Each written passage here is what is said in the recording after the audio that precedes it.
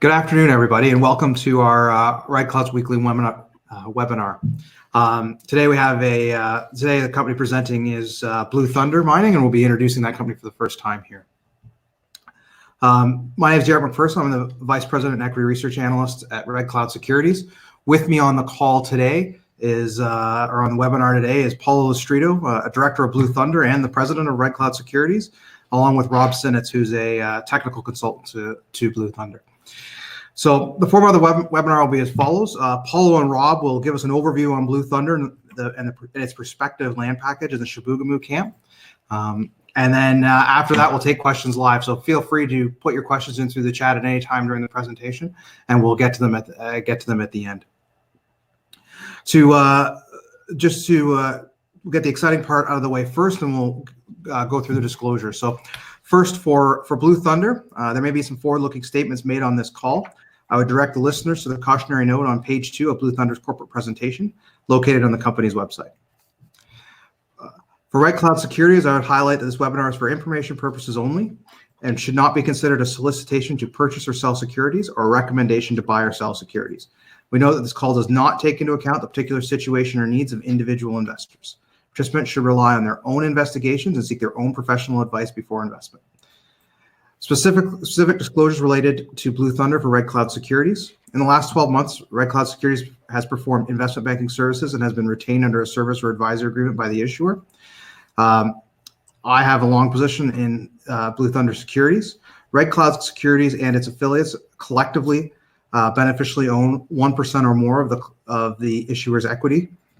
A partner or director or officer of Red Cloud Securities serves as a director or officer or an advisory board member of the issuer, and there are material conflicts of interest with Red Cloud Securities and the issuer. So, and lots of disclosures on this one, and the reason for that is uniquely Blue Thunder is a company that we founded here at Red Cloud, and obviously we retain a significant interest in the company, and Paul will get into that as we go through the presentation. And we're very proud of what has been accomplished with at Blue Thunder. This started as a prospective land package that we acquired a couple of years ago, and just started trading last Friday. So now I'm going to turn over to Paulo. He'll go through the presentation and explain to you what Blue Thunder is and why we like it so much and why people should care about it. Thank you, Derek. Appreciate that. Thank you for everyone's time and attention. We're super excited. Less than a week into trading Blue Thunder here in the market, and we've already had our first material announcement less than a week in. So let me give you a little bit of an introduction and background on Blue Thunder, and maybe pass over the call a little bit later over to Rob to give a little bit more of a highlight on the geological prospectivity of this camp. The presentation that we're using for this webinar is available on the website. Please keep in mind that it is in the process of being updated for last night's announcement, which we'll get into a little bit later, and that will probably be updated on the website in the next couple of days or so. So just starting off on slide 2, this kind of standard forward-looking statements. We are an exploration company. Slide 3, this is kind of the core values here at Blue Thunder. We have amassed a very prospective land package in what is turning out to be a very exciting exploration camp near the Chibougamau camp. There's been a new discovery called NELLIGAN made by a joint venture between Vanstar and IAMGOLD that in their maiden resource has already defined more than 3 million ounces in its maiden resource and shows every sign to continue to grow quite quickly. There's enough prospective resources in the region to suggest that there's a good chance that there's going to be a resurgence of mining in this prospective camp, and the fact that we have over 100,000 hectares, or excuse me, 100,000 acres in the camp, it bodes quite well. On to the next slide, please.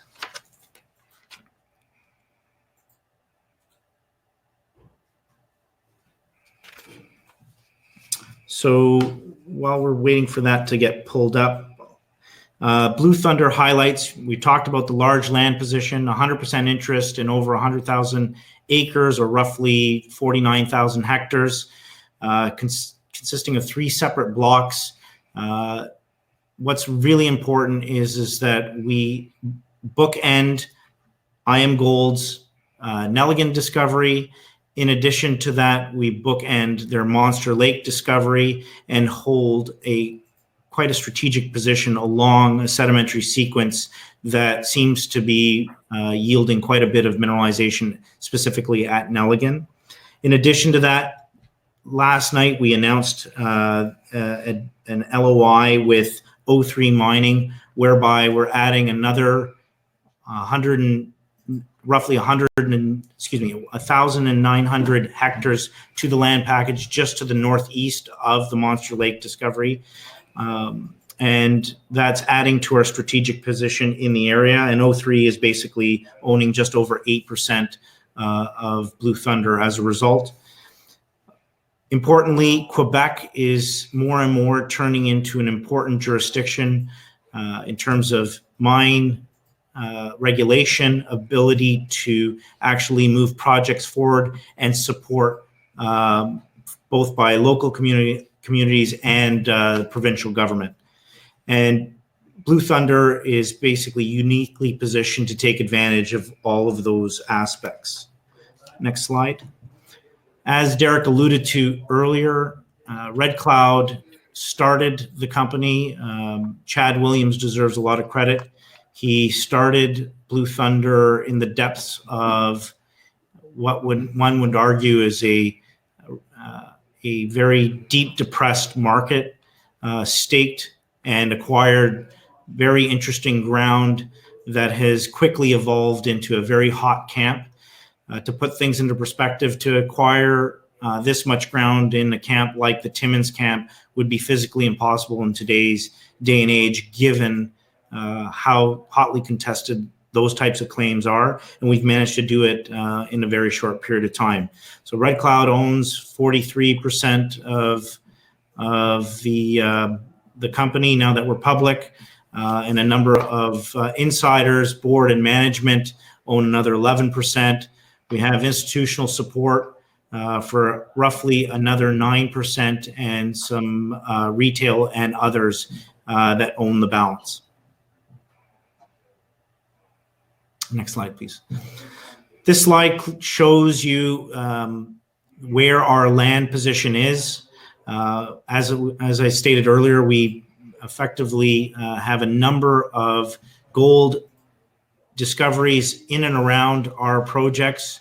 We are by far the largest land holder in the region, and we're very excited about the potential of our ground hosting potential mineralization as well as we progress forward with exploration over the course of the next 24 months. Next slide, please. This is a bit of a zoom in, shows you where we're located relative to the Chibougamau camp. The Chibougamau camp has been known for producing over 3 billion pounds of copper and 4 million ounces of gold. And as was stated earlier, it's a tremendous opportunity to own a land package of this size in a camp that's now starting to capture the attention of a number of majors, including IAMGOLD.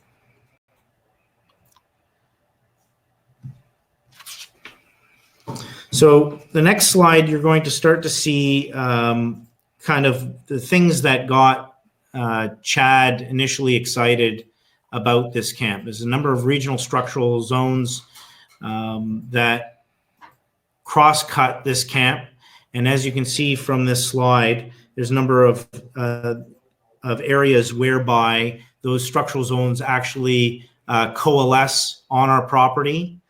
In addition to that, there's a number of gold showings that are not on this slide, but there's a number of gold showings that actually coincide with these structures. But the most important piece of this slide is that the NELLIGAN camp, or the NELLIGAN discovery, has been found in the sediments. And why that's important is we own quite an extensive strike length of that sedimentary package going to the west.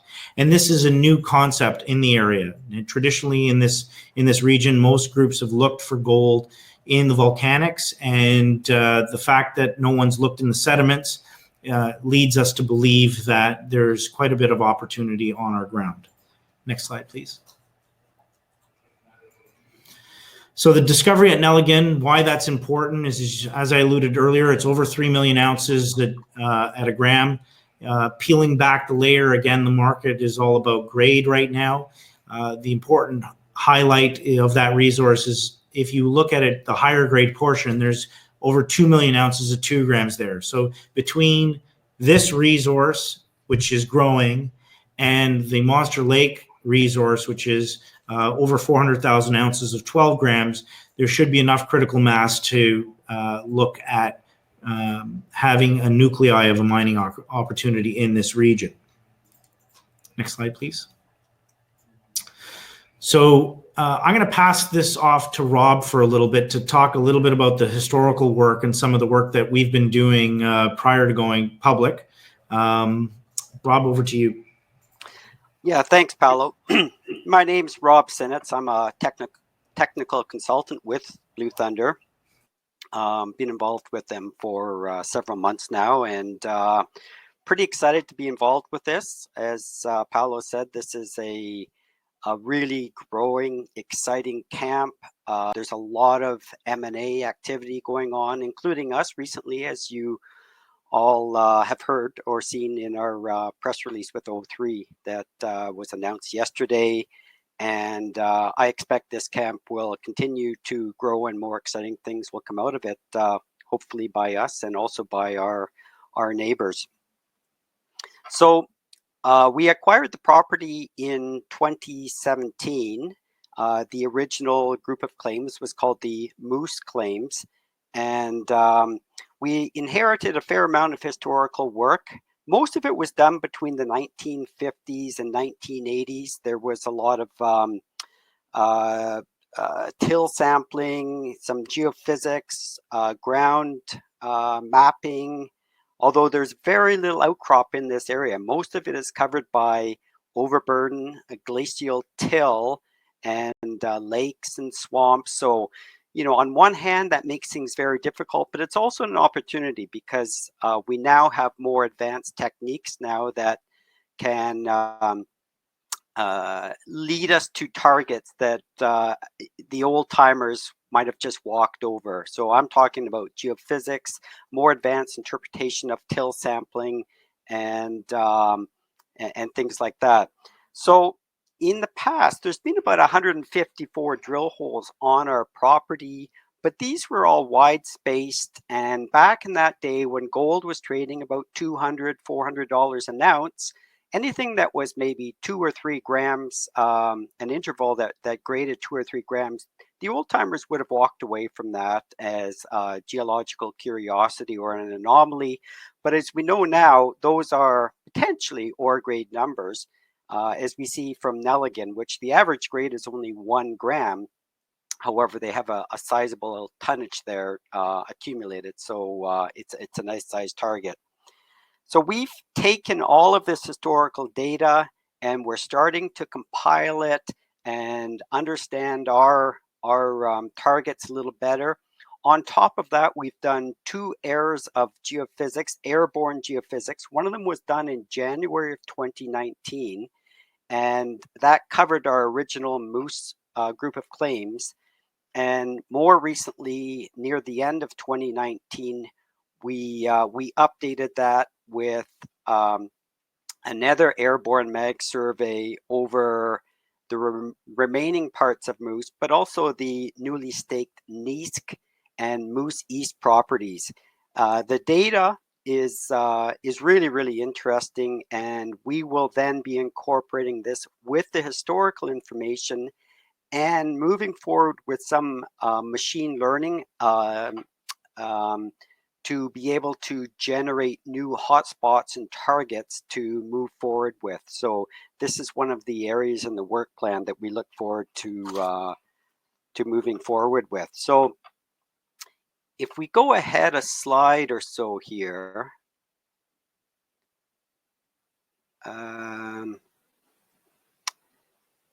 Yeah, so this basically looks at some of the historical till sampling that was done on the property. And we've circled a few what I'm calling hotspots. And these are clusters of areas. And the science behind this is basically they drill through the overburden until they hit the bedrock. And then they take a concentrate of the material at that interface.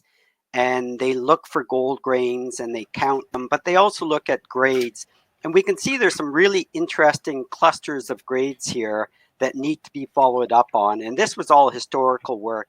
And this is part of the database that we've inherited. So these are right along this Gerscherville deformation zone, which is one of the key areas that NELLIGAN was formed around. That's an important corridor of alteration, structure, a potential feeder of mineralization.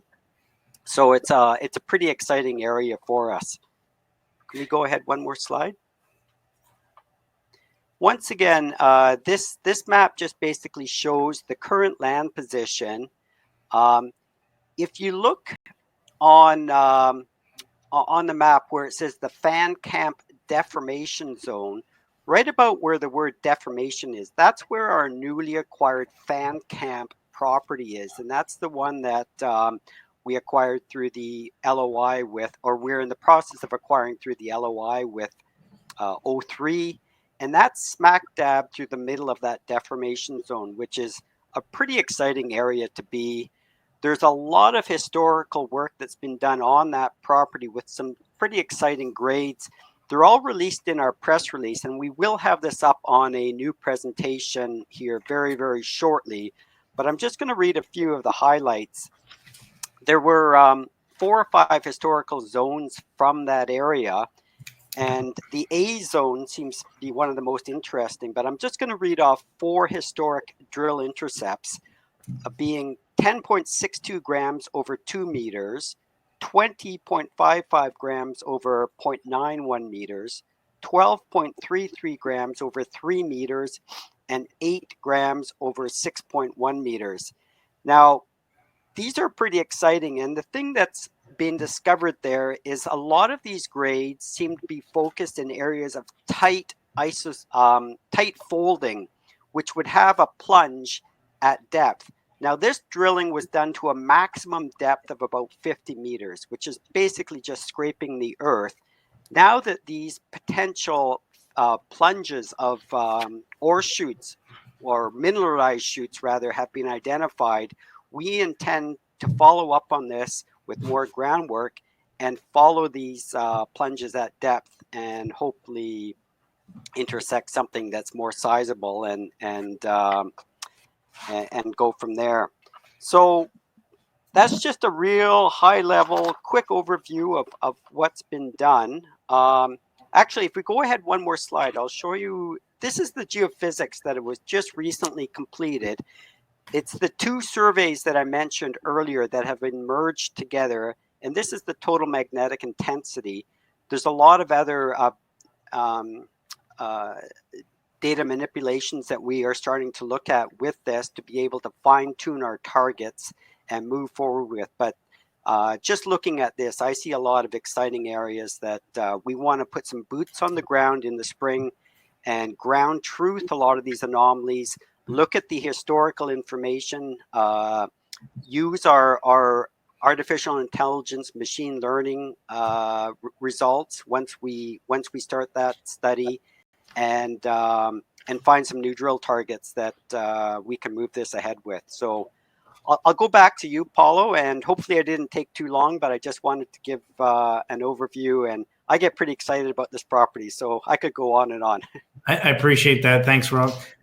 So while we're on this slide, actually, there's one particular target that I like, and again, time will tell whether or not where the center of gravity in terms of our work. But we talked about those regional structures and how they convoluted, and oddly enough, where they all come together, if you look at this slide, under the Muus property, the second U, there's a little blue blob there under this slide that wasn't known before. This is a new intrusive that was never mapped because it doesn't outcrop. And to give you a sense of scale, that little blue blob is approximately 2 kilometers long. And so when we saw that in the geophysics, I said, okay, well, that's interesting. Let's look at the old geochem. And so if we go back to kind of, I think it was slide 11 that we were talking about, where that showed the geochem, if you could move it there, that's where all that historic geochem lights up, just south of that new anomaly.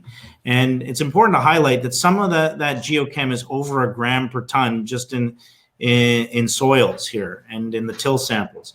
So it's telling us that something's going on in this region, and we've got to get boots on the ground, opening it up, doing some trenching, tighter geophysics in this region, and then put the truth machine on it, which is the drill rig. And I mean, we've got a lot of ideas. There's lots of things that we want to look at and test and open up, but we're super excited. So with that, I guess we'll open it up to questions. Do you want to go to the maybe talk a little bit about management? And That's a good point. So let's go forward to the management team slide, please. I believe it's slide 15 or 16. Okay. We're just having some technical issues with this. There we go. Okay, so mentioned Chad Williams, who's kind of the chairman and founder of Blue Thunder. He's also the chairman and founder of Red Cloud. We've got Ryan Webster, who's chief financial officer, Ed Thoreaus, who's the technical advisor to Blue Thunder, Drew Anwell, who is the president of Blue Thunder, and you've met Rob, who's kind of the technical consultant here at Blue Thunder, who's helping guide the program. And then on the board, we have Arv Gupta, who works with Cadillac Fairview, Elaine Ellingham, who is a wealth of knowledge and experience in terms of gold exploration in Canada and globally. You've got Rick Pallone, who has a tremendous amount of capital markets experience, and Phil, who has more of a technology background, Phil Girard, who has more of a technology background, who helps round out our board. Myself, I'm a geological and mineral engineer by training, focused on rock mechanics, but I've spent most of my career as an analyst on Bay Street, looking both at base metals and gold companies over the course of the last 2 decades. I did serve on the board of a little company called Savory Gold that was recently sold to Semifo, and we're super excited about doing the work here. So with that, unless there's any other interruptions, I think we can go to the questions. Sure. With that, I think we'll turn it over. We'll turn it over to take some questions. Maybe while we're waiting for some questions to compile here, maybe digging a little bit more into the targets. Paulo, you talked about what your favorite target was. Rob, do you have a similar view or a similar favorite that you want to spend money on or test? Well, there's an awful lot in there, and I don't have the geophysics in front of me here, but the geophysics presentation. Can we do that? I think that was slide 13.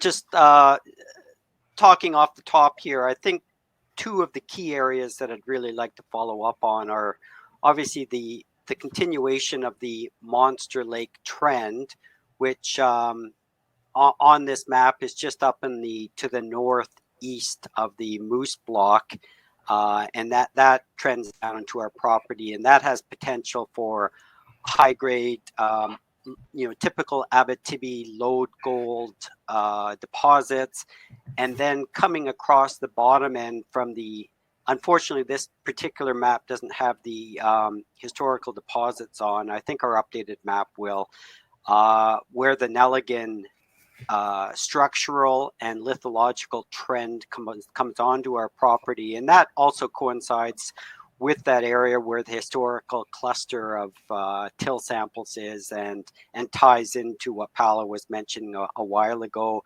There's some interesting looking structures here. There's some folded areas.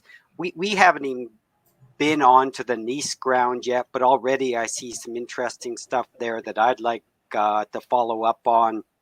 And similarly, up on Muus East on the southern end there, I see some pretty cool things that I'm just chomping at the bit to get out there and see what it's all about, and maybe put some ground geophysics on it to fine tune it, do some sampling, and as Paolo said, do the truth serum, and let's put some holes in the ground and see what we've got. And I guess with, I mean, both of you picked targets on the historic ground, but I guess how does the recently acquired fan camp sort of ground fit into that mix of targets? Because obviously it looks like that property is a little bit more advanced. Yeah, and you're absolutely right. That's a key area. As soon as we get towards a definitive agreement, we will put some boots on the ground there. Much more advanced to what we have in terms of historical work. There already are 5 defined zones, A, B, C, D, and E, with A and B being the so far the most important, but very little work done on the other ones. The mapping that was done in the latter years by Murgor, who held it previously, identified some, as I mentioned earlier, some tightly folded areas, which seems to be concentrating where the gold is, and these would plunge at depth. And I can't express enough that almost all of the drilling in this camp has been very, very shallow, maybe 50, at most 100 meters vertical. It's just basically scratching the surface. When we look at the Val-d'Or camp and the where Osisco is down in a little bit to the southeast of us, I mean, these are deep deposits that go down for a long ways, and this style of mineralization, it's not like an epithermal deposit that will have a certain level where the boiling stopped, and below that you're going to transition to something else. These can go very, very deep. So we've just scratched the surface, and we have a lot of work to do here, but it's exciting, and I think there's some good stuff to be found here. So just to wrap up there on the fan camp property, there are some already drill defined targets there, and I think we could move that ahead quite rapidly. That's good. That's good. I guess the advantage of having lots of prospective ground is that there's always lots of work to do, which is a good thing. I guess looking ahead here, as the company begins trading, I guess what should investors expect as sort of the near term news flow, and then maybe when, as far as exploration work, and then when will we expect the company to start drilling and look at first results from that? Rob, did you want to handle that? Yeah, I mean, basically, one of our big releases just came out. That was the 03 fan camp LOI. Next thing we're going to start doing is continuing with the compilation of the historical data. When we start the artificial intelligence work, we will announce that and let everyone know. And once the snow starts to melt and we can actually get out there, and that's probably in a few months yet, we will put boots on the ground and start ground truthing a lot of these anomalies. So as far as the workflow, those are really some of the announcements that come out. What I will add to that is that as a board and management, we're constantly working behind the scenes to try to add value. You can't rest on your laurels while we've got this great land package and all this historic data. Less than a week in here, we've got this LOI with 03, and the idea is to keep moving forward. There's lots of things that we're working on behind the scenes, and hopefully keep the story moving and keep making money for shareholders. Right. I think that is it for questions.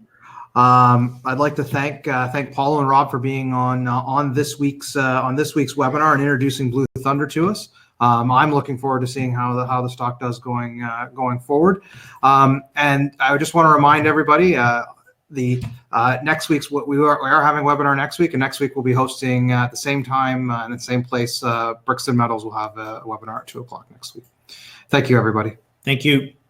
Cheers. Bye-bye. Bye. Nope.